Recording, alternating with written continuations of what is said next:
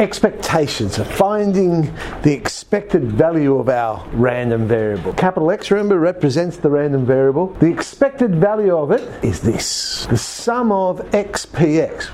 What's all that? Well, px is basically the probability of x happening.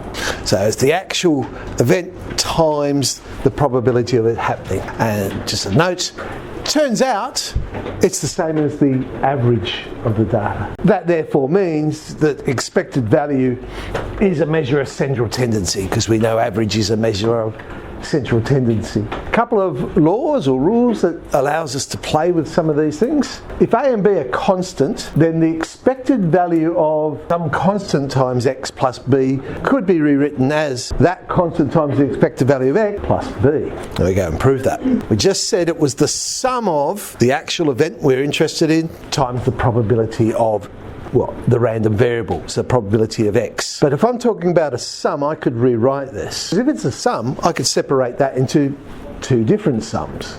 I'm still adding them together. But when I look at these individual sums, a constant can always be factorised out of the sum, because if every term's being multiplied by the same constant, it's like factorising it outside of the sum. So I could rewrite this as a times the sum of xpx plus b times the sum of px. But we defined the sum of xpx to be the expected value of x, and the sum of all the probabilities must be 1. So we end up with aex plus b. And in hindsight, I probably should have done the second one first when you think about it, because I used that in my proof. Because this is saying if you have the expected value of two things, you could separate them into two expected values. Just do an example then. So we've done a survey, 25 families surveyed, to find the number of litres of milk consumed during the week. And there's our results in a nice distribution table there. Based on that data, how many litres of milk would we expect a similar family to consume in a week?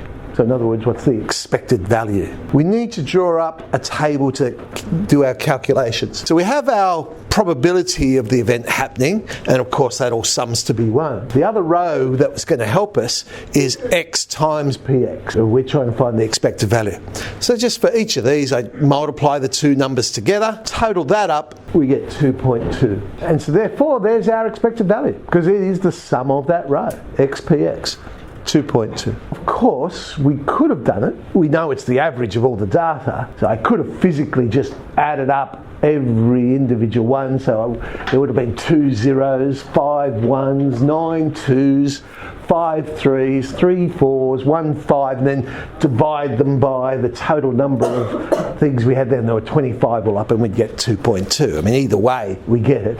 But statistically, the expected value is the way we'd go with this sort of question when we're playing with random variables. Note, random variables have an expected value, whereas sample spaces have a mean or an average. Yes, they are the same things, it's just terminology. So when we're talking about random variables, we talk about the expected value of the random variable. When we're just talking about data we've collected and it's in a sample space, we would talk about the average of that data. That's the subtle difference between the two. There we go.